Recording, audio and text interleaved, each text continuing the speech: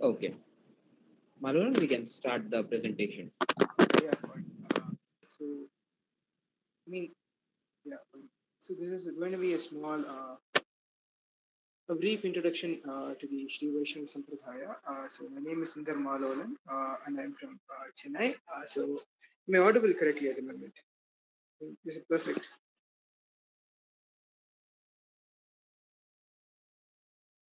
Yeah, fine. Yes, you're So audible. So this is going to be a small, brief introduction to the Śrī Vaiṣṇava Sampradaya. So there are like two main Vaishnava Sampradayas in southern India. The one is Madhva Sampradaya and the other one is Śrī Vaiṣṇava Sampradaya. These are the Ekantin Vaishnavite Sampradaya. So, we may know that Smartas believe in Harihara Beda. This is a philosophy where Hari and Hara have equal positions. So, the Vaishnavites, the people who are tilted towards Vaishnavites, there are also present, and they play a major role in the Vaishnavite traditions of Islam. But they are not a true Vaishnavite tradition in the sense they are small sins. So the main two Vaishnava Sampradayas of southern India are Madhva Sampradaya and Śrī Vaiṣṇava Sampradaya. Madhva Sampradaya was started by Madhvacharya, as the name may suggest, and the Śrī Vaiṣṇava Sampradaya, first guru was Nathamuni. So, though the person who popularized it and transformed it into the modern form was Ramanujacharya. So, let's just continue and see how this tradition developed and works. So, 101 to it. It is a Vaishnava denomination. There are six primary sects of Hinduism, we may call it. Vaishnava, Shaiva, Smarta, Shakta, and Kaumara, Ghanapatya. So these six sects, Vaishnavism is a major denomination amongst these things, and Śrī Vaishnavism is a denomination of this sect. In mean, there is this acharya called as Priyavachan Pillai. So he gave this definition for. Malolan, just a second. I think the presentation is stuck on the first slide. Wait a minute. I just changed it to 101 thing. Okay, I think it is not being present. Yes, now it is here. But now is it visible? Now is it visible? Yes, yes, it is visible. The second slide. Yes, yes, the second slide is visible. Okay, fine. The explanation for the term Śrī Vaiṣṇava was written by Priyavachan Pillai. So he was a Vaishnavite scholar. We can get deeper into who it is at the moment in a short while. So here he refers the term Shri as both goddess Lakshmi and the usual meaning of the term that is being used usually by others, sacred, revered. And in this case, it refers to Vishnu as Vaishnava, as the next term Vaishnava refers to. So we are worshipping goddess Vishnu with Lakshmi at the point. Whatever you may worship, Rama or Krishna, you're seeing Lakshmi and Vishnu at the same time. So, in the states of Tamil Nadu, Andhra, and Telangana, Śrī Vaishnavism is the dominant Vaishnava denomination. And in southern Karnataka, in Mysore, Karnataka, you have a very significant Śrī Vaishnava population too. It is the second largest denomination there. Mostly migrants from Tamil Nadu who moved there in the Chola and Pallava Nayakar eras, the Vijayanagara Empire eras. Vijayanagara Empire era is referred to in colloquially as Nayakar period in southern, in Tamil culture at least, because Nayaka means in Telugu rulers or something like that. I'm not Telugu, but I'm just saying. In Śrī Vaisṇava Sampradaya, each Sampradaya follows a Vedantic philosophy. Madhva Sampradaya believes in Dvaita philosophy. It is a dualism. But Śrī Vaiṣṇava Sampradaya believes in Vishishtadvaita philosophy. The philosophy's main proponent was Ramanujacharya, though the tradition stretches back longer than Ramanujacharya. Ramanujacharya was the one who laid the modern viewpoint of the Sampradaya. So whatever we know about Vishishtadvaita across India comes from Ramanujacharya. So he was also the proponent of Śrī Vaiṣṇava Sampradaya. So he was a Vaishnavite and a Vedantic. It's more like a polyglot of some sorts, but within a single field. So he has a deep knowledge across various sub things of a single thing. Like in religion, he has done a lot. That's my point. Okay? So in Tamilaka refers to the olden lands. Again, Periyavachan Pillai has written what is Tamilaka. Tamilaka is the land south of Vada Venkata. Vada means north in Tamil, so it is like the land south of Tirupati, north of Ceylon, and all the lands that encompass between them, covered by two seas from the both sides. So the Malabar coast and the Coromandel coast. So the Kerala, Tamil Nadu, and parts of southern Andhra Pradesh were called as Tamilaka in ancient periods, and these places are where majority Tamil populated for a long period of time. So the Pancharatra and Vaikhanasa texts were followed in temples for the worship structures. So they were devoid of any bhakti thing, and they were run by orthodoxy of people there. Uh, and then Vedas, Divya Prabandhas were followed by followers of these Arvars. These were some 12 Tamil saints. So they were just singing these poems from temple to temple. And, it's more like what we do with Ramacharithamanas or Hanuman Chalisa on a daily day. It is not a part of the temple rituals, but it is a part of the bhakti traditions of the people of those regions. You can draw parallels like this again and again. In the works of Arvars are these 12 Tamil saint poems. These are called as Divya Prabandhas. Pancharatra and Vaikhanasa are the two Vaishnava traditions of India. These are the old Vaishnava traditions that were formed in 5th century BC. Just post the Vedic period, it is that strong Uh, Again, I think the presentation is stuck at the second slide. oh, sorry. Now is it visible or something? I'll just do it Yes. like this. Okay. Yes. I'll just do it like this. There is no issues, right? No issue. Okay, fine. Just sharing the whole thing. Or like what? We'll just do this. Okay. In the works of the 12 Arvas, and Pancharatra and Vaikhanasa are the two Vaishnava traditions of India. So after the Vedic, based on the Vedic Samhitas, people were apparently worshipping all the Vedic deities at the same time. And later on, people just started Siddhanta Agama, Pancharatra. Siddhanta Agama is what that guides majority of the Shaivite traditions of India, for example. Similar to that, Vaikhanasa and Pancharatra were the two traditions that were are the two traditions that define the Vaishnava Sampradayas of India. So each temple's, an Agama Samhita is a text, is a collection of texts that defines how a person should be, how a temple must be built, and what are the rituals that must be done inside these temples. So these are the Agama Shastras. These Vaikhanasa and Pancharatra were two Agama Shastras that defined these things and defined the Vaishnava traditions of India. So Nathamuni is considered the first Vaishnava Acharya. So because Nammalvar composed the poem called as Tiruvai-Mozhi in Tamil. It is a part of Divya Prabandha, for example. Nathamuni compiled it and he created the philosophies of Śrī Vaiṣṇavism by integrating the Divya Prabandhas and Pancharatra Agamas. Divya Prabandhas were popular amongst the masses. The Pancharatra Agamas had so many holes, apparently, according to Nathamuni's interpretations of how these texts were. So he intermingled both of them and created a new system of worship in Srirangam and Tirukoshtiyur. Tirukoshtiyur is a village that is quite close south of Madurai. It is quite an historic place. These were the two places where Nathamuni did these things. It is quite famous for. Uh, it was again followed by Yamunacharya. So he introduced Veda Shuktas into this. For example, there were like three priests. Usually in the older Vaishnava traditions, there were three priests who were quarreling against with each other. For example, in Taittiriya Aranyaka, Shanno Mitra Shambharanaha, the first part of the Taittiriya Upanishad is supposed to be told while doing Tirumanchana, which is like Abhisheka as it is called as in northern India. So Tirumanchana is the place where we pour water, milk and all over the deities' statues, right?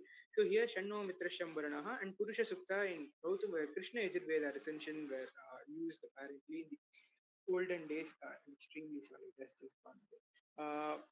Yamunacharya integrated into this and formatted it in a clear pattern. For example, you have to tell this first, you have to tell this first. And he published this book, Kovil Urgu. It is a Tamil book. It is a Manipravalam book actually. Manipravalam is a Creole language of Tamil and Sanskrit. Many of you may have heard it as the ancestral language of Malayalam. For example, Malayalam was born out of Manipravalam. Manipravalam being the Creole language of Tamil and Sanskrit. It was the common language amongst the intelligentsia of those days compared to the Tamil which were used by the commoners in southern India. That is, it is more like you can compare it with the Sanskritized Hindi, which is used. even to this day by Mahans, seers, and all in northern India. You can compare it to this. So the Nathamuni and Yamunacharya were the first two Shri Vaishnava acharyas. These two acharyas are considered to be pre-Ramanujacharya. Okay, so the next comes into the scene, Ramanujacharya. Sorry, man, this thing is so. Ramanujacharya was born into a family of Somayajis. Very few of you may be aware of what a Soma Yajna is. It is a different type of yajna that bases out of Soma. Soma is a drink that is described a lot in Vedas. So a priest who specializes in rituals that relate to it were called as Somayajis. So they were usually Trivedi families. So this means that they were well versed in three Vedas. I mean, the Swashaka will be one, and then other two shakas, maybe like a Rig Veda shaka. If they were of an Yajurvedi family, for example, they will study Krishna Yajurvedi for family, for example, or Shukla Yajurvedi, whatever it may be. They will study one from Rig Veda and Samaveda, and they have to understand how these Veda works, and they have to start Somayagna, doing Somayagna. So these were scholarly families, we can call it, in a separate way. In the village of Sri Perambudur is currently in the suburbs of Chennai. So it is currently an industrial area of Chennai, for example. All these factories of Chennai are in Sri Perambudur. Of the Asuri family. Asuri family again is an influential Zamindari family of these regions. They are still there maintaining temples and all. So he joined later in the age of 16 he joined the philosophical school. Kanchipuram was one of the major cities of India, Nagaresha Kanchi, as it is usually attributed to Kalidasa. It was a very influential city back in those days too, as it is today. Yadava Prakasha was a Bheda scholar from Kanchipuram. So he just ran a school, he taught it to people. So Ramanujacharya just went and joined him. I mean, Ramanujacharya was born into an Advaitin family, you have to remember that. And Yadava Prakasha was also an Advaitin. Later disagreements emerged between Ramanujacharya and Yadav Prakasha, and they had few arguments that were, Yadav Prakasha tried murder attempts on Ramanuja, and Ramanuja moved from Kanchipuram to Mathurantakam, which is another southern suburb of Chennai. Kanchipuram is in the western part of Chennai. Mathurantakam still has a nice temple for Ramanujacharya and Rama.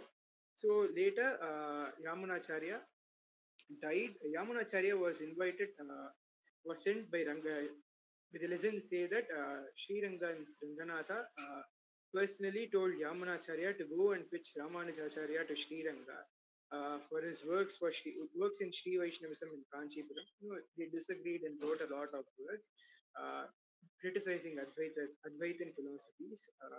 So Ranganatha was impressed by the devotion Ramanujacharya asked and sent Yamunacharya to fetch Ramanujacharya to Srirangam, which actually failed because Yamunacharya died when he was in Kanchipuram around the same time. So Periyanambi, who was the assistant of Ramanujacharya, initiated him into the Sampradaya, gave him the Pancha Samskara Diksha. It is called as the Vaishnava Diksha for Śrī Vaiṣṇavas are called as Pancha Samskaras. Let us talk about this later. These things happened in Mathurantakam. You have to go to Mathurantakam and then go to Kanchipuram. Even to this day, the route is there and it is taken as pilgrimage by some ardent followers. And then later Ramanuja learned that he was the great grandson of Ramanujacharya because his mom was apparently the great granddaughter of Yamunacharya, which he learned later. That is also a nice trivia which comes at the same point. He's also, as I said before, he is the foremost Vishishtadvaita philosopher, which is considered to be the Vedantic foundation of Śrī Vaiṣṇava Sampradaya. Each Sampradaya has its Vedantic foundations. Smarta Sampradaya usually believes in Advaita philosophy. He usually believes in Advaita philosophy, like that. Śrī Vaiṣṇava philosophy based itself on Vishishtadvaita philosophy. And Ramanujacharya is the foremost Vishishtadvaita philosopher here. So just added an image of Ramanujacharya. Can you see this image? Not now. Now, Yes. okay, fine. Some issues. Sorry. Yeah, so I just added an image for reference. Many of you may have seen him somewhere else. So it is this. Later days, Ramanujacharya, as Ranganatha ordered, moved to Sri Rangam, and he started codified the agamas of Nathamuni and Yamunacharya. I talked about later in that slide, right? Nathamuni and Yamunacharya codified certain laws on how a temple must be run, for example, like that. So he codified these things, formulated them, wrote a book regarding these things and all.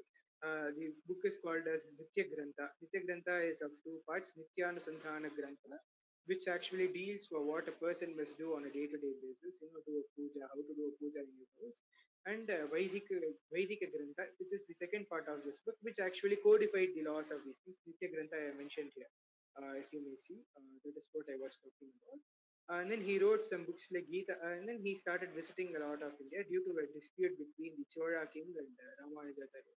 If anybody has watched the film Dashavataram, Kamal Hassan's, the first scenes touches these topics. There was this quite an issue between the Chola king Kirmikanta Chola and Ramanujacharya, which led into a supposed persecution of Vaishnavas by Rajaraja Chola, by Kirmikanta Chola. And his grandson Rajaraja Chola came and repented the sins of his grandfather and built a lot of temples. These things are here. Mm, yeah, that's the part of our history. We have to be discussing these things. And he visited a lot of, for example, he visited Puri Jagannatha temple. There we have this Embar Mata. It is quite close to the temple, right? So if we have visited Puri Jagannatha temple, there is this small mata called as Embar Mata. So it was established by Ramanujacharya. There is a statue of him there. Still, the family who lived there takes care of it. And there were recent issues regarding the Embar Mata. No, those are politics. Let's come to that later. So he codified these laws. Shri Bhashyam is a philosophy that is considered to be the Veda Sharas. So he studied the Vedas and noted down the places where Vishnu is mentioned and wrote commentaries on this. Gita Bhashyam, uh, we might know that Gita is like Bhagavad Gita here. Bhashyam means explanatory, commentary. It's like, so he wrote a very expansive commentary on every single 700 or so shlokas of Bhagavad Gita. And then Gadyatrayas are three Gadyas he wrote on Sri Ranga Gadya, for example. He wrote on how a worship should be conducted by a person who is visiting the temple. If you're going to a temple, how you have to go and pray. These texts were present here. So these all form the basis of a Śrī Vaiṣṇava life, still followed to this day by the devout people. Philosophical understanding. The philosophies understand by this are still believed by the Acharyas. So very influential person he is. Just saying for that. A lot of you might still know about these things, but just adding it here. So now just a small introduction about Divya Prabandha. Uh, Divya Prabandha is a collection of 4,000 Tamil poem hymns. So poem hymns are like a thing written in a poetical form used as a hymn. Used for prayers, for example. We all pray with Vishnu Sahasranama, right? It is a hymn. Vishnu Sahasranama is a part of Mahabharata, we know, around all these 108 shlokas, which has 1,008 names of Mahavishnu. So we pray with it. It is a poem hymn. Similarly, Arvars composed 4,000 Tamil poem hymns. So they were 12 Arvars. Some was this Arvar called as Tiruppan Alvar just composed 10 pasurams. So each poem hymns is called as pasurams in Tamil, which means poem hymns. It's just a literal translation. Okay, pa means poem in Tamil. Suram means prayers. Poem and prayer. That's it. Okay. So these were sung. So some Alvars have written thousand of them. Thirumangai Alvar has written 600, for example. So each Alvar has contributed something to this canon, and these are considered to be the primary texts of Śrī Vaiṣṇava Sampradaya. And it is held in high reverence by a lot of people outside of the Śrī Vaiṣṇava Sampradaya too, because of how in Tamil Nadu that is, for example, people who know Tamil, for example, Smartans regularly recite Tiruppavu because of its devotion towards Krishna. Kulashekar Alvar's Mannapugal, which actually talks about Rama is recited regularly by Nambudiri communities and Rama temples of Iliyavarenzakal and all like these things. Tiruvalla, in Kerala. If any Malayali is here, they might understand these things. Uh, these temples still follow these things outside of the Śrī Vaiṣṇava Sampradaya too, but Śrī Vaiṣṇava Sampradaya has integrated it into their day-to-day structures. So, according to modern historical assessments, these were apparently composed from the 1st century BCE to the 7th century CE. About 8 centuries ago, the first four Arvas were BCE, and then the later Arvas came in the later days during the era of Pandyas, during the era of Pandavas. All of them happened apparently, and they are like this. So, as said before, Nathamuni integrated these things with Pancharatra Agamas for the things to reach more closer to the people. For example, you just can't do things with rituals. The introduction of the aspect of bhakti into the Pancharatra Agamas, for example, is done by these Divya Prabandhas. Uh, it is considered the foremost Vaishnava Bhakti lit. I mean, Vaishnava in Tamil Vaishnavism, though there is this common stereotype that Tamil is Śrī Vaiṣṇava, no, there are a lot of Vaishnava texts too here. Divya Prabandham being the most foremost of them. Kamba Ramayanam is considered is kept in a high regard. Kamba Ramayanam is like a Tamil translation of Ramayana, for example. Vindi Bharatam, it is a Tamil translation of Mahabharata. It is also kept in high regard. So, a lot of Tamil Vaishnava texts do exist. In Tirumurais were the Shaivite counterparts for it. They were composed by 64 Nayanmars. Nayanmars are like Arvars for Shaivites, for example.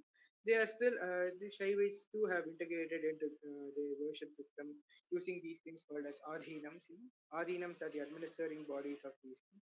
We just came to know about what these things are recently. The Sengol thing, a lot of people would have heard Adinam. So they were the instrumental force who integrated these things. A similar movement happened in Shaiva traditions parallelly around the same time from the Tamil Bhakti literature to the 10th century. This whole thing was happening. These Adinams did the same thing what I'm telling here with some minor variations. The integration with Siddhanta Agama instead of integration with Pancharatra Agama, for example, like that. Excerpts from it are recited in temples. For example, there is this verse from Tirupavai called as Ongi Ulagalanda Uttaman Perpadi.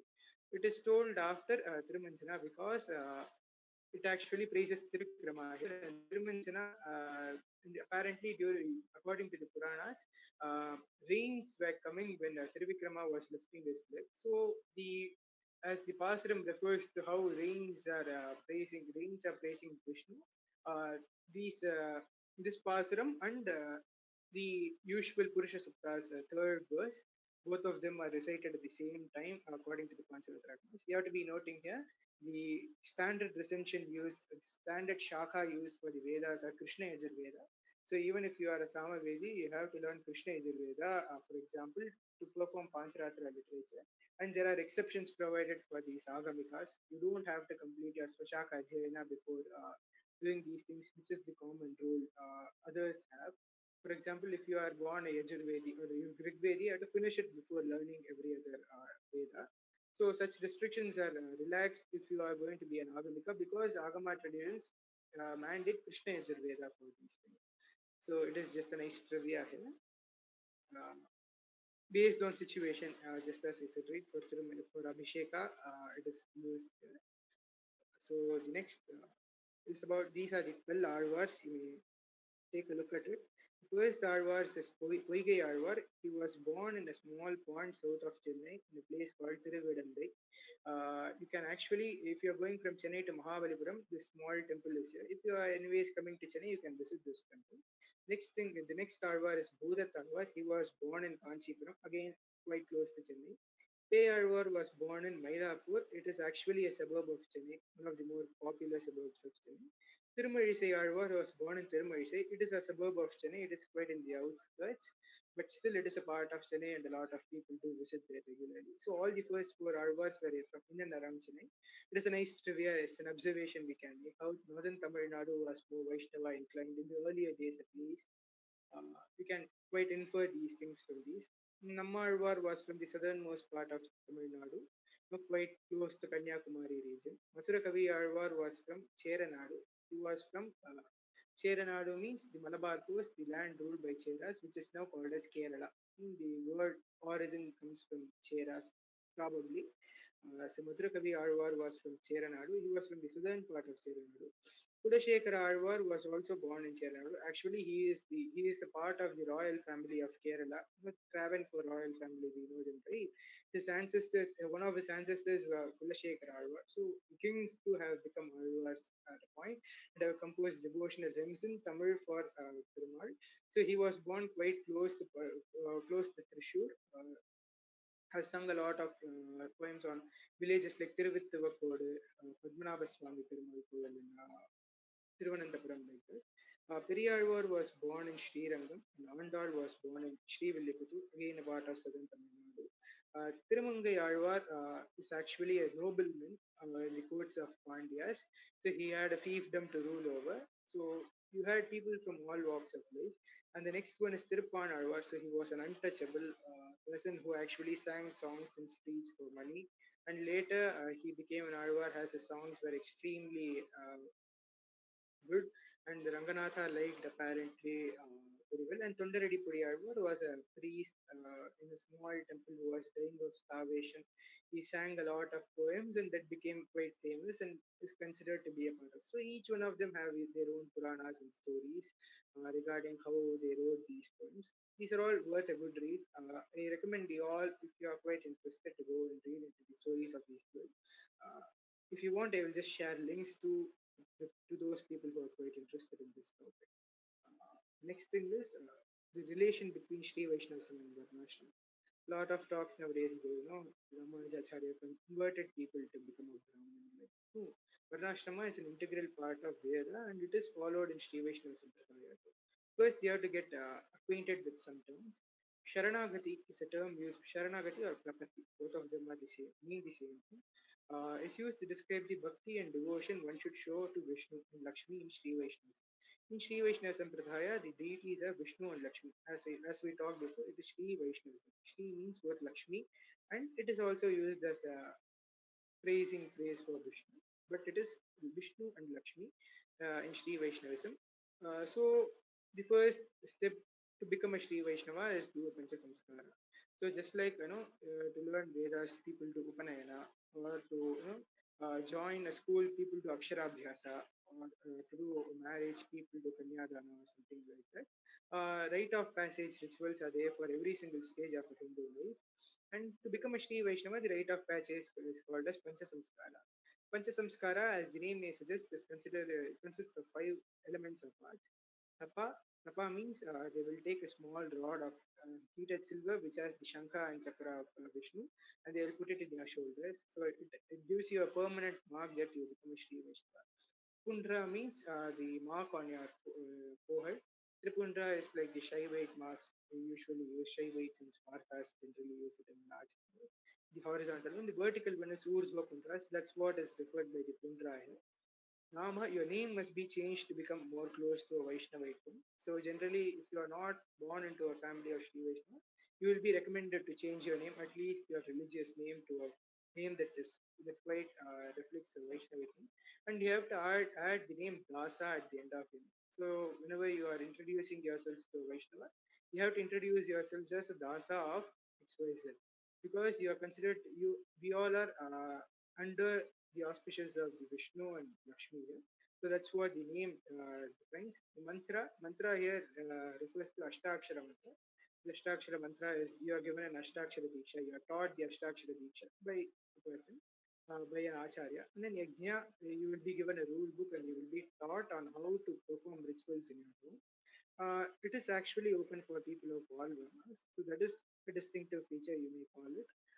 And beyond, people who are of not a part of the Varnashrama system, like tribals, untouchables, and all. They are also quite included into the system. Uh, this thing is quite open, misinterpreted. Varnashrama Dharma is still followed here. So it is a quite misinterpreted part from people of Orientalists, we may call it, right? So who are quite into what happens on a day-to-day basis. It is like that. Each Varna specific rules are there and they are slightly modified. For example, usually people will do Parameshwara Prikirtam on a day-to-day basis if you are not a Shri Vaishnava. For Shri Vaishnava, it is actually changed to Lakshmi Narayana Prikirtam in your day-to-day Sankalpa rituals, for example.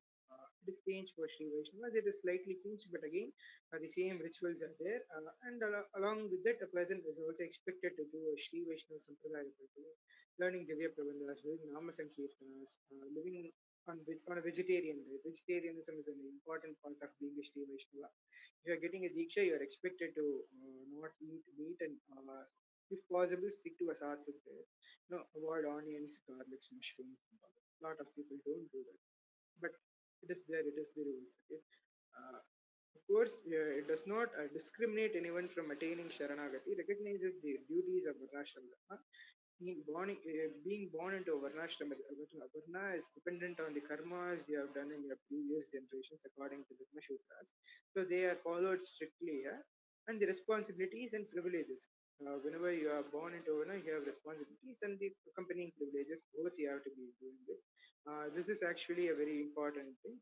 So, and this is commonly misinterpreted in the mainstream. No text, this thing is disagreed with. This should reach like. So this is what happens. This is called as the tapa thing. They will heat a rod in the coal thing. They are kept in the akshada, the yellow rice is there. Na? It is actually coal. They will boil the silver thing, keep it and keep it on your shoulders. Till a person is supposed to say Ashtakshara Namas. So this is what happens. This is from the Mysore's Yadugiri Yachiraja Mata. So a mata based on Karnataka Śrī Vaishnavas generally follow this mata. Okay, that is for them. After Ramanujacharya, things got a bit messy. He did lay foundation of Śrī Vaishnavism and Vaishnava system. Śrī Vaishnava Sampradaya spread all over India. There are some Śrī Vaishnava matas in Rajasthan, even to this day from Puri. There are some Śrī Vaishnava matas in Ceylon. They take care of all the Rama temples in Sri Lanka, for example. They are still there. People are there. The Rama matas, the Rama temples are maintained by Vanama Mata, which is a mata in southern Tamil Nadu. They are quite associated with them. In Rajasthan, there is a Śrī Vaiṣṇava Mata, for example, in Marwar region. I'm not much, don't know much into their details. Naimisharanya as an Hodula Mata, for example. So the Śrī Vaiṣṇava Mata spread in pockets in other parts of India too, other than the southern part of India. So that's why it should not, you shouldn't restrict this to southern India or Tamil Nadu. Actually spread beyond these regions to a good extent. These matas developed their own Guru Sishya Parampara. For example, Ramanujacharya had 15 Sishyas, for example. Each one of them went to a place and they started their own Guru Sishya Parampara. There is the Ambar family, Kidambi family, also family, each starting their own Guru Sishya Parampara. And they all contributed a lot to the growth of the Sampradaya and the initiatives. The Śrī Vaishnava Sampradaya later got into a lot of patronage from multiple kings and lords. The most famous of them being the Hoysala kings of Karnataka, who patronaged Śrī Vaishnava traditions a lot. The later Cholas, from the Rajaraja Chola era, patronaged Śrī Vaishnavism a lot. And the Telugu kings Kakatiyas patronaged Śrī Vaishnavism a lot. And this actually peaked during the Vijayanagara Empire, where the emperors, most of the nobility were the Śrī Vaishnavas who took Dikshas and they built a lot of temples, contributed a lot. All the wealth you see in temples like Tirupati and Srirangam are parts of the donations given by the Vijayanagara empires. The largest temples we see, right? So they were all built by these Vijayanagara empire kings. As they were Śrī Vaishnavas, they patronized them a lot more. During the Vijayanagara Empire again, three main centers of Śrī Vaishnava Sampradaya originated. Srirangam, Tirupati, and Kanchipuram being the three main centers. All of them are quite in and around Tamil Nadu. It's like Tirupati is quite off the border. So it is like this. These three things became the main centers of Śrī Vaishnava Sampradaya, and its theological growth. A lot of debates could happen. You have to be noting that Tirupati was a Vaikhanasa temple. It's a Vaikhanasa temple, other than while the other Śrī Vaishnava temples are Pansaratra. Tirupati is actually an exception to it. So a lot of debates surrounding the temple doesn't happen in Tirupati. The sectarian debates, for example, doesn't happen in Tirupati because it is actually maintained by Vaikhanasa. Can I just pause for a minute? Sure. ஒரு நிமிஷம்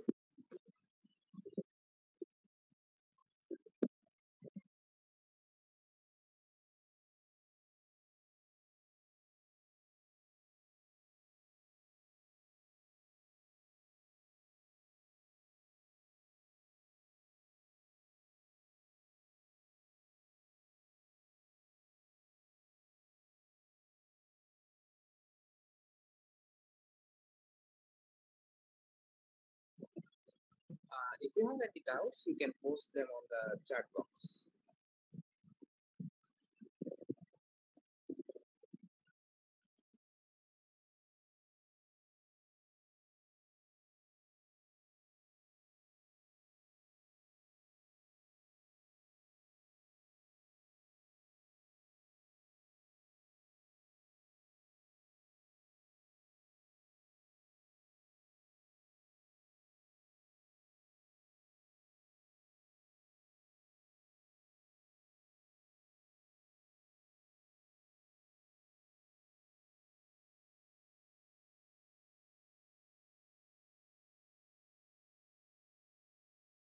We'll be resuming in a minute.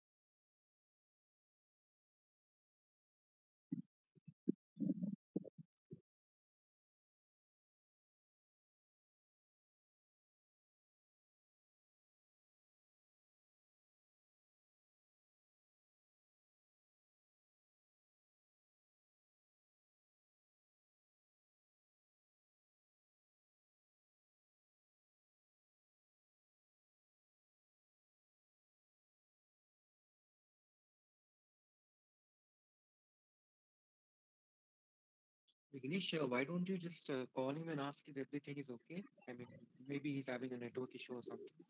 Okay, I'll just ask him. Yeah, yeah, Till then, I think I'll explain the thing a bit, like regarding one of the questions asked by teammate Kannan. Okay, sure. Yeah, so the question is mainly what is the difference between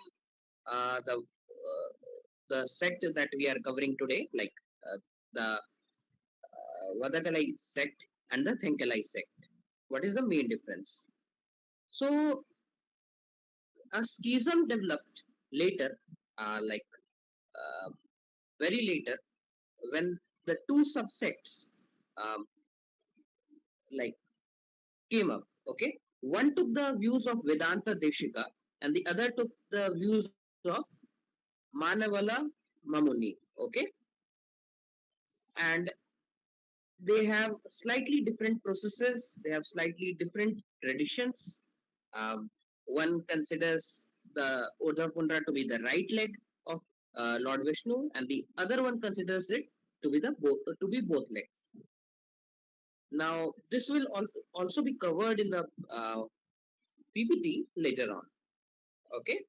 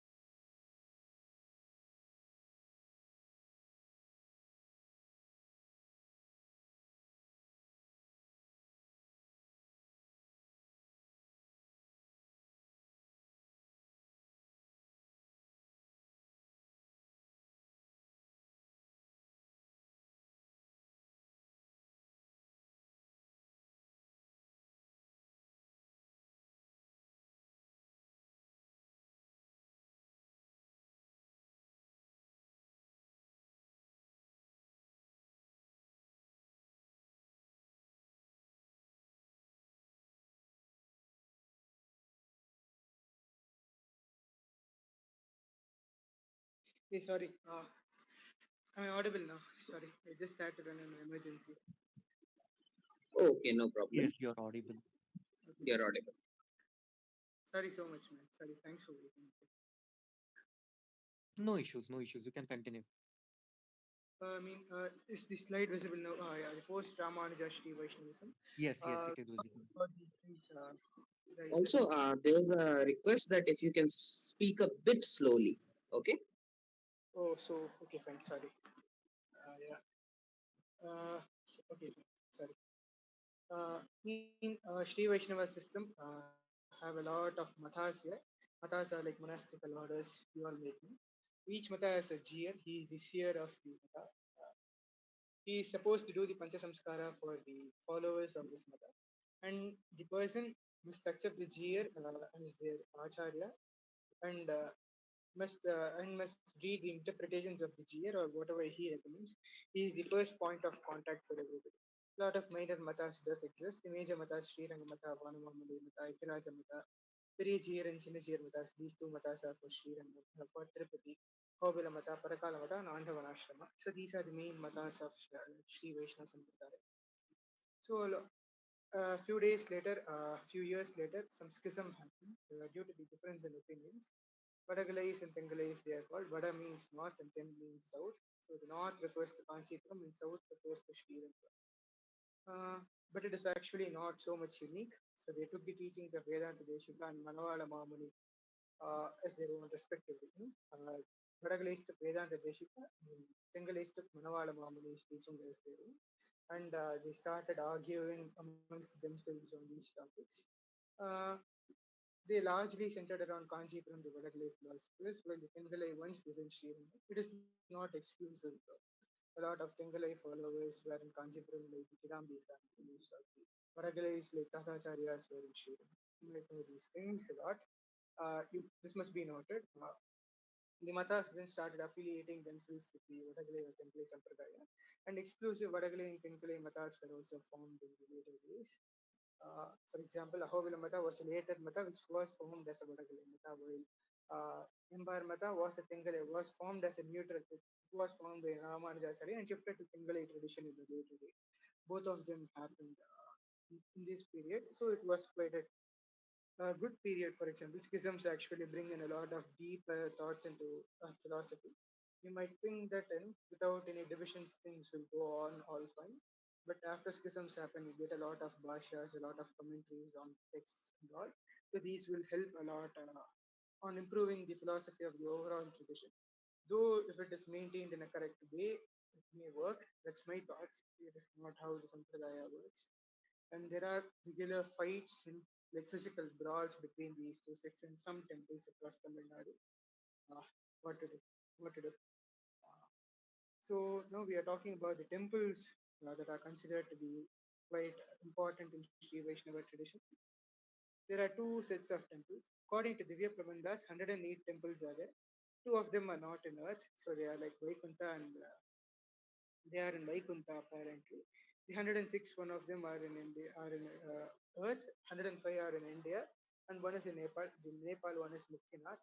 Most of them are in southern parts of India, and most of them are in Tamil Nadu. As they were composed by Arvas, they mostly lived in the southern parts of India. They wrote about the temples of southern India. It is quite obvious. Okay. Abhimana Stelas are another set of 108 temples, compiled due to the association of it with Śrī Vaiṣṇava Sampradaya. On the later days, for example, a temple became associated with X, Y, and Z.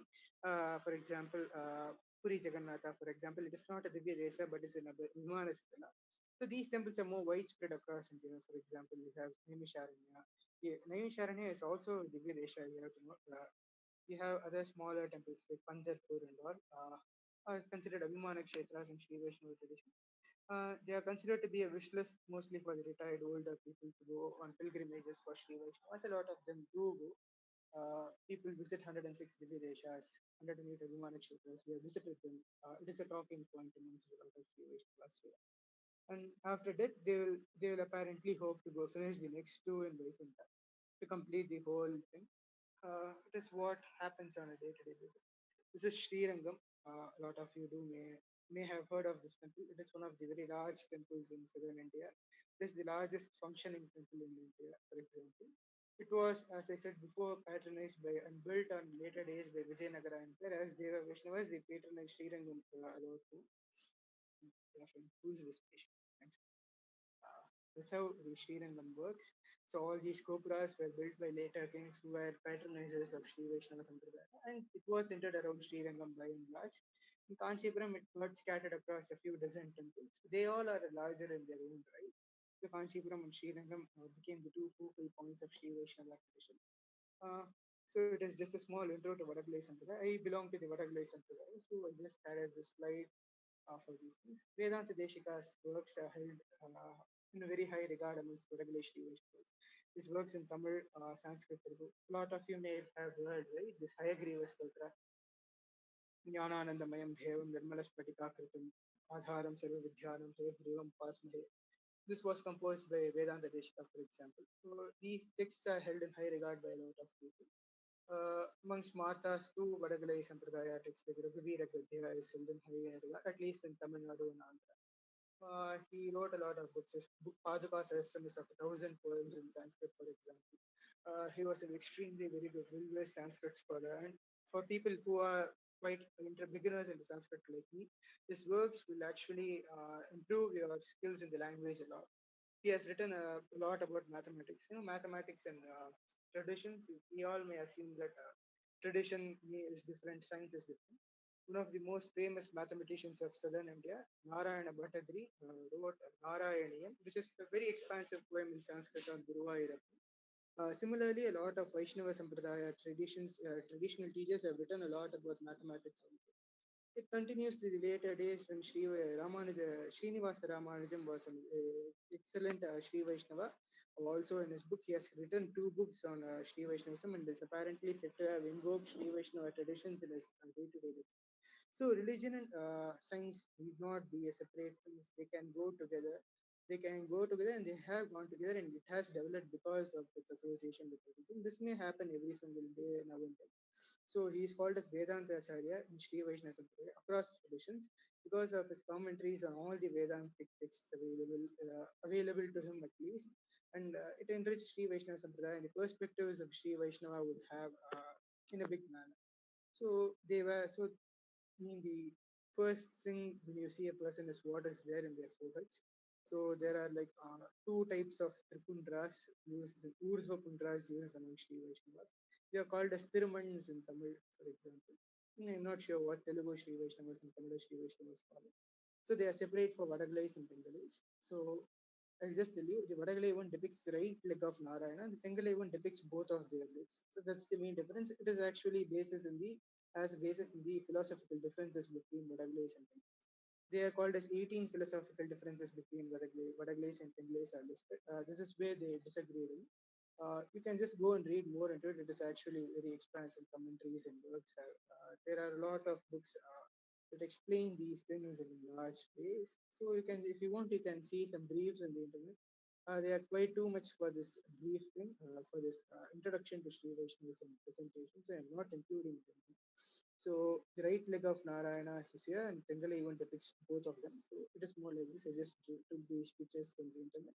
So this one is apparently depicting the right leg of Sriman Narayana from the top view, and you are wearing it on your forehead. So it depicts how much Vaishnava one must be here. And then Shankha and Chakra is depicted because they are put on your shoulders. Did you remember the slide where this thing happened? It is actually a Shankha and Chakra will be placed on your shoulders while you become a Shri Vaishnava. They will be there forever with you. So they are also depicted in these images. While seeing these images, they are also depicted. While printing these images, Shankha and Chakra is also depicted. And in temples, Garuda and Hanuman is also depicted on both sides. Just an addition for from a temple perspective, from an agamic perspective, they both must be there. This is how it works. Any questions regarding this? That's it. That's it. Yes. Okay, two questions were asked in the like Sure. comment box. So Read them uh, out. Can I the just read first them? one is, what is the main difference between Vadagalai and Uh, the other one? Okay, the, I'm weak in Tamil, so okay, fine. I'll just I will just tell you about these. So there are 18 philosophical differences between Vadagalai-s and Bengalis. So I'll just read you a lot about them. Uh, so we'll just have this thing in a PDF. I don't know them by memory, so I'm just referring it right now. But I'll just Okay. read them. I mean, is the presentation happening? No, I stopped it, right? Yes, it has been stopped. So Just a what is display. the difference between the two sects on the basis of Yeah, region? yeah, yeah, correct. So there are 18 differences. So I said yes, Vadagalai is south and Vadagalai is north. Mean because the Tamil translation works like that. The first thing is the grace of God, prasada as it is God. The Vadagalai says that it has to be earned. No, you have to earn the grace by doing something to God. Well, the Tengalai sect says that it comes freely. It comes freely. You have to just take it. No, you find the difference between them. You have to earn it. You have to just take it. Sahetuka and Nirhetuka is the Sanskrit terms used for this. And then grades of bliss and moksha. The Vadagalai says that there are no grades of bliss. So whenever you attain moksha, it is just a single thing. Vadagalai says. So what will happen when you go and attain moksha and Vaikuntha? There is nothing. If you attain moksha, that's it. But the Tengalai says that there are some variations in it. If you do this and that, you will get this and that while you are in moksha. If you are doing XYZ, you will get it. This is the Tengalai view of Śrī Vaiṣṇavism. So these both are quite valid. I mean, there are no Sanskrit texts given here for this. Uh, what about karmas and jnanas? So karma and jnana is not a direct means to attain God, but it is auxiliary to bhakti. So, for example, whatever karma you do and whatever jnana you have mean nothing when you don't have bhakti. Bhakti is the most important thing. But without bhakti, karma and jnana are useless. This is the Vadagalai point of view. There are in the Tengalai way says that there are no distinct ways to lead moksha. It is always quite a messy thing for each person, depending on whatever they do, it varies a lot. That's what the Tengalai view says. The nature of Lakshmi, they vary. Uh, the Vadagalai says that Lakshmi and Vishnu are the same thing, they are quite together. Whatever happens by Vishnu, Lakshmi could also do that. You can worship Lakshmi as alone. That is the Vadagalai perspective. So, for example, there is a temple called as Ashtalakshmi temple in Chennai. It just has Lakshmi without any Vishnu. So, according to Vadagalai tradition, this is allowed. According to Thingalai tradition, it is not allowed. It is in Adayar. People may go and visit it, but it is a Vadagalai temple. Whenever you see a very plain, like yeah, it is in Besant Nagar. Sorry. So whenever it is just a Vadagalai temple, for example, you might find plain Lakshmi. Whenever you go for a plain Hayagriva temple, it will be a Vadagalai temple because different forms can be in their unique forms and worship like this because each one of them can do things in their own way because all of them at the end are the same thing. The Tengalai say that all of them should be worshipped together because they take a joint decision, for example. That's what they differ amongst each other. The next thing is Shri's power. The same thing, the nature of Shri and the Shri's power. These two are quite interlinked together. So, what are the right Shri has and how Shri is to be worshipped? This is where these two sets differ amongst each other. Uh, and the definition of compassion, the daya, you may call it. The Vadagalai says that the paradhukka nirachikirsha is the Sanskrit term given for Vadagalais, which actually means that you have to go and do things yourselves. You know, relates the first point we talked about. Again, the Tengalai sect says that Vishnu will come to you and you have to just reach him. So the differences in worship methods varies for them. The differences in the agamic texts you have to tell for this, for example. The differences in prabandhams you have to read to achieve these things is considered to be is listed out different between these two sects here. There's actually a lot of them think that this is just a political thing for money grab. No, there are a lot of philosophical differences between the Vadagalais and Tengalais. Uh, that actually defines these things. The Vatsalya of Perumal. Perumal is like Vishnu in Tamil. So Vatsalya is love, a parental affection, for example. This is actually illustrated as as the love between a monkey and its kid for Vadagalais. Whenever a kid leaves the monkey doesn't come and take the kid again. That is for Vadagalais.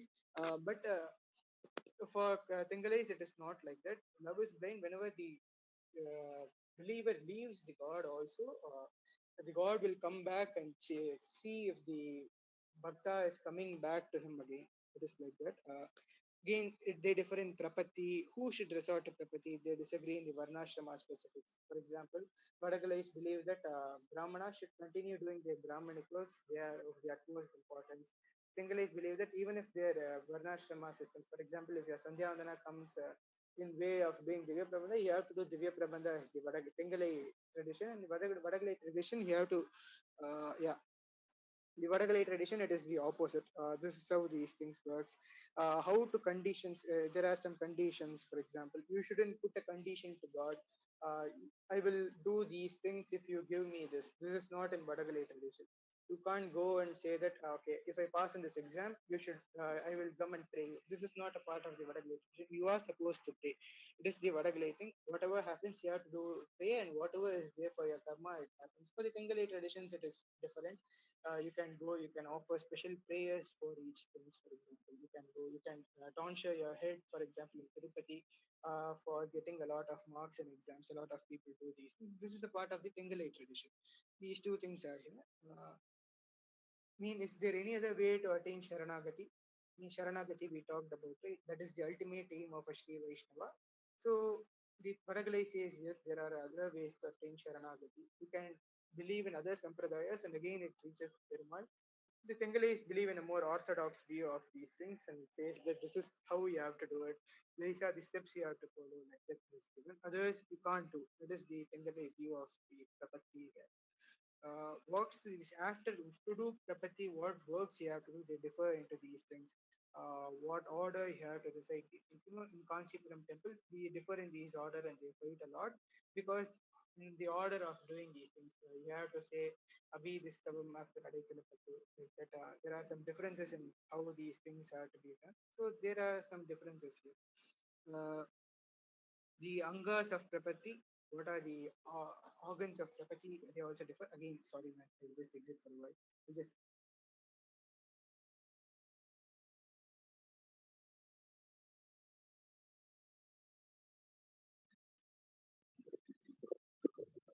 Okay. All other questions can also be posted to the chat box.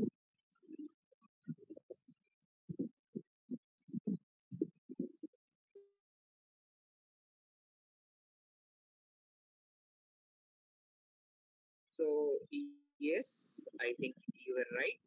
It is also based on region. The name themselves tell how one is north and one is south.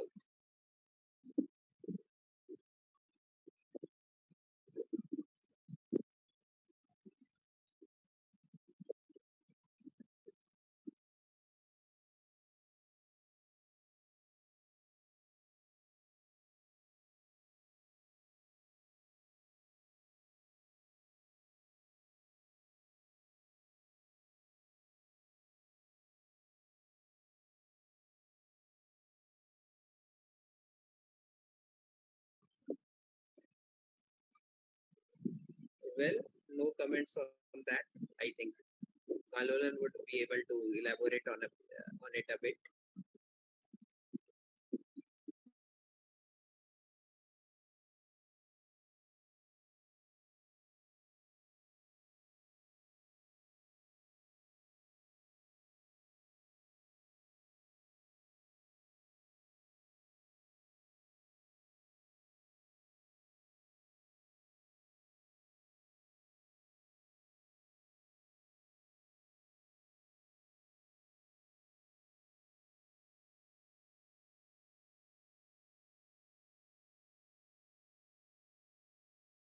Yes, as soon as Malolan comes back, I'll be asking that.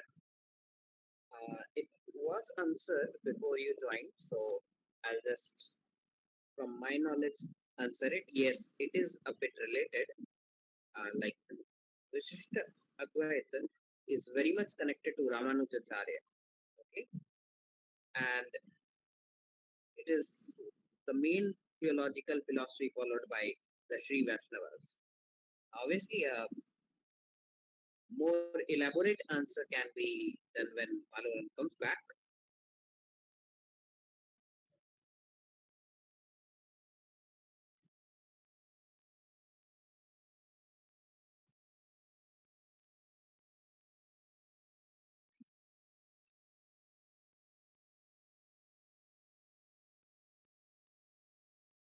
There is no such problem.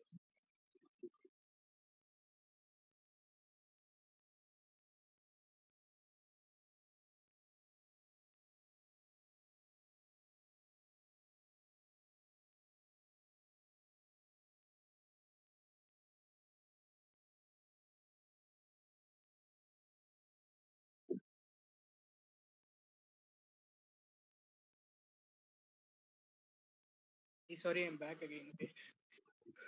Okay. So another question has been asked. Okay. Oh, yeah. uh, which is, I'll read it verbatim.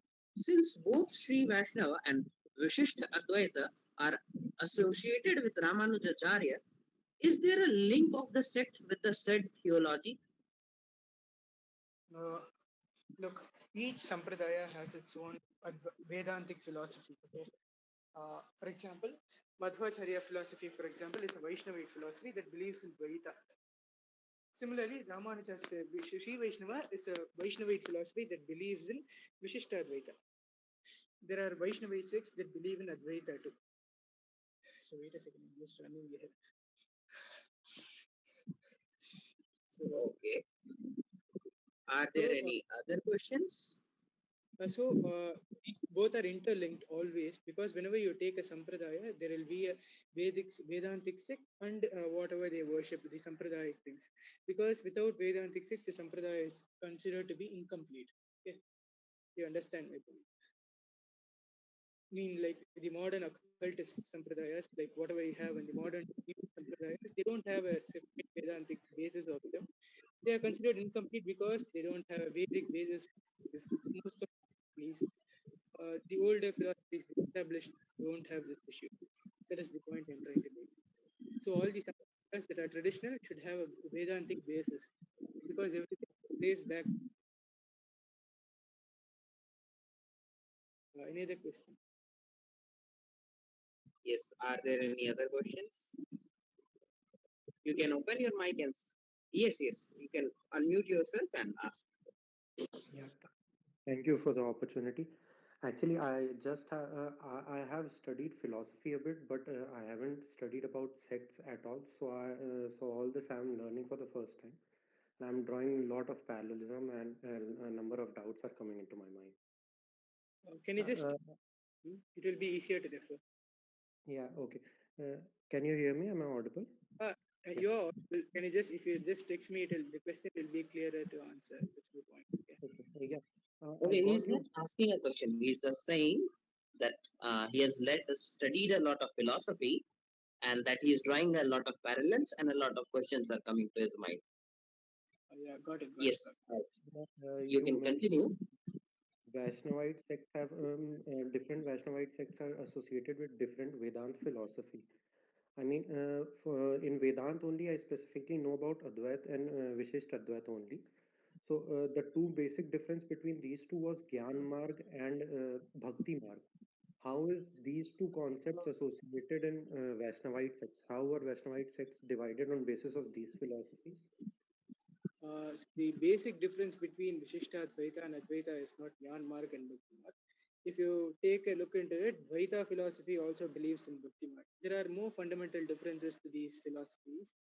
Uh, the main thing is the dualism, qualified non-dualism, and non-dualism. That's it. There are two things. They both are the same things. They both are two. They both are the same thing, like this, but they are different in a way. That is how these three sects differ. The main difference is not Jnana Marg and Bhakti Marg. Dvaita philosophy is also a Bhakti Margi philosophy. And Madhvacharyas, for example.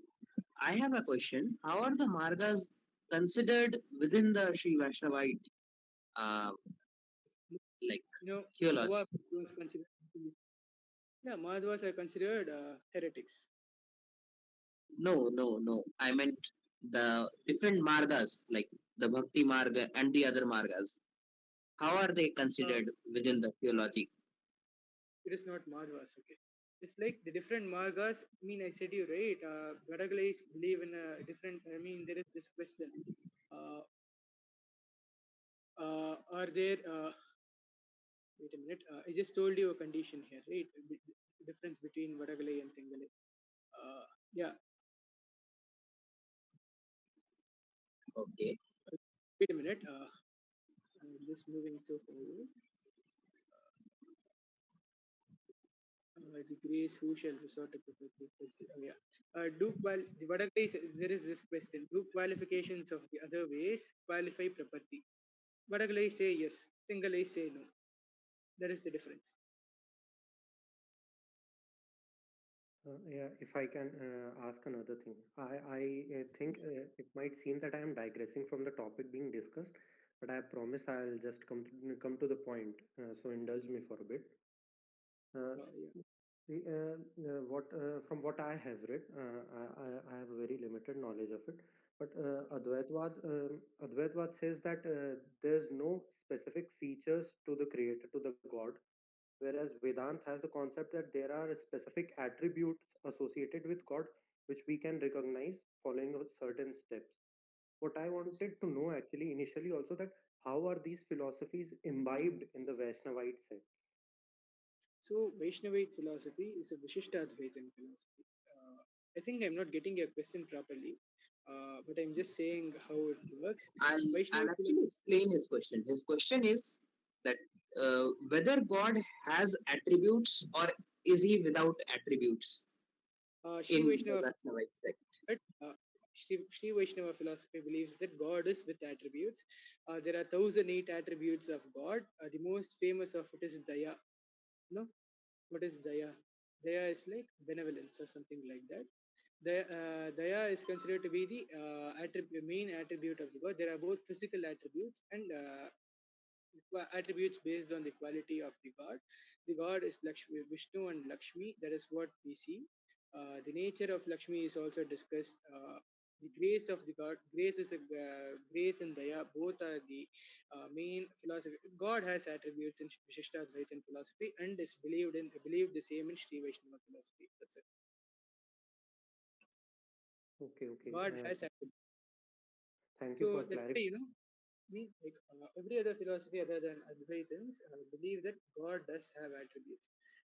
Shaivites believe that God has attributes. Shaktas believe that God has attributes. So, I'm not saying this in this way, but a general tendency to call Advaitins Mayavadis exists amongst these people uh, who believe that God has attributes. They believe they are Mayavadis. It is actually a very common argument used against Advaitins by any other philosophy. You go and read the debates. There are some debates between Advaita and non-Advaitin philosophers. Of course, even Tamil Shaivism philosophers you can go and read. This is actually a very commonly revolving point that Advaitins are Mayavadis. How can God be without any attribute? Debates surrounding this are actually extremely prevalent in the common discussion amongst these different subsects. That is what I could end up with. Thank you so much Uh, for clarifying that. Actually, I if have you been if you okay, fine. Okay, sorry, just stop. Sorry for interrupting. I have been associated with Advait since my birth only, so I have a little knowledge about rest of the sects. And while learning these things, a number of doubts come into my mind. If Yeah. there's one more thing I needed to, I actually couldn't understand you while you were explaining those that thing. The concept of Lakshmi and Vishnu being same in one sect while being different in other. If you can elaborate on that a bit. It's not the same thing than the other. Tingalais believe that Lakshmi and Vishnu should give decisions together. Okay, okay, They are different things, but they have to give decisions together. So, for example, you cannot have just a temple with Vishnu or just a temple with Lakshmi, for example. okay, According to Tingalai traditions, they are not permissible. But in the Vadagalai traditions, all of them are unique in each other and they believe in the exact same thing. So one can't make mistake without others. Then there is no need for joint discussions. I'm just putting it in very simple terms. So that is where these people differ in each other. There is a Matsya Narayana temple in ECR Chennai. Some of you might have visited it. Anybody from Chennai visited that or just heard of that temple? So that is a Vadagalai temple because it just has Narayana in it. It's Matsya Avatara, no Lakshmi and all. So it is actually not permissible to have a temple like this according to the Vadagalai traditions, according to the Tingalai traditions, but it is there according to the Vadagalai traditions. The other okay, thing, I just said you an example of a Lakshmi temple again in Chennai. It is also the same thing. Okay. okay. And a request for from my side, please do share the link to the presentation on the group as well, if it's okay. Yeah, I will just We'll add be some sharing extra that. links. We'll be sharing that. You don't have to worry. Yeah, yeah. Yeah, I yeah, already sorry. have the link. I'll be sharing that in a while. Okay, the presentation has been modified by a bit, I think. So Malolan will again resend and then we'll like Okay, send it. Malula just resend the link to Vignesh, and Vignesh will forward it to me, and I'll forward it to the other groups. Oh, yeah, fine. Good. I mean, like, any Okay, reviews about. can you get the chat box? There's a question by uh, P. Oh, yeah. Umesh Kannan. Oh, yeah, Umesh Kannan. Rama Krishna theoretically from northernmost god by geography, how it is more deep rooted in Tamil region in spite of Shaivism Buddhism. So, where do you think Shiva is from? I mean, that is like more north than Ayodhya or Mathura, right? Umesh Kannan, can you please unmute and talk? Discussing the geographies of God is pointless. Okay? He is everywhere. Sarva Vyapti Asti. It is actually a main philosophy of almost all the six traditions here. Okay. I have a Any, question, even though I know Hello? the answer, but for the benefit of the others, can you name the six main sects of, uh, uh, like yeah, six traditional sects of Hinduism? yeah, wait a second. The six main traditions of Hinduism are Shaivism, Vaishnavism, Smartism, Shaktism, Kaumaram, and Ganapatyam. Vaishnavism believes in Vishnu as the primary deity or the only deity, depending upon the subsect you are looking at. Shaivism does the same for Shiva. Shaktism does the same for Shiva, Shakti. Ganapatyam does it for Ganesha, but there is no only belief in Ganesha. Kaumara does it for Kumara. Kumara is like Skanda, Kartikeya, Muruga, whoever you can call it. So it is actually quite interlinked with Smartism in a lot of in large parts of India. Similarly, Smartism it is actually well known. These are the six main sects of Hinduism, and from there, Okay. whatever denomination you have should be pinned down to one of these things and must be linked to the Vedas. That's it. And Okay. there are like Yes. My yeah, question is that how are the Sauras, like the worshippers of Surya, Surya Narayana, how are they Surya, different from these six? Surya Narayana. I mean, look, whenever you worship Surya, Surya could be worshipped as Surya Narayana. It is worshipped like that in Vaishnavite tradition. All the Vaishnavite Okay. traditions worship Surya as Surya Narayana. I'm not sure about other traditions. I mean, if you are in Twitter, just go and ask Gaurang Girasa on how Surya is worshipped in Shaivite tradition. Okay, Okay. he will do it really good. I think he has written about it before. S- so they all worship Surya as a common deity that is worshipped in different forms. Okay, just like how we worship Gayatri Devi in different forms. No, Vaishnavites consider Gayatri Devi as a form of Vishnu, and that's how it must be worshipped. Similar to that, Surya Deva is also worshipped. Whatever you see, you have to see it in your perspective. That is what Śrī Vaiṣṇava tradition says for things that are in this manner. Hmm? Okay. We expected the session to last for 30 to 40 minutes, and now it is It is 80 been minutes as of yeah, now. So we'll now conclude the session. We cannot accommodate more doubts as of now. okay, fine. Um, So so we will have it. Like, if there are any more doubts, please convey it to me, okay, or please convey it in the Deva Bhasha group, and I'll forward it to Malolan. Okay. so like any reviews of how the session was. This is the first thing Okay. like this, and So on this we can stop the recording now, Just a Samriddhi. second. Samriti, yeah, you can stop the recording.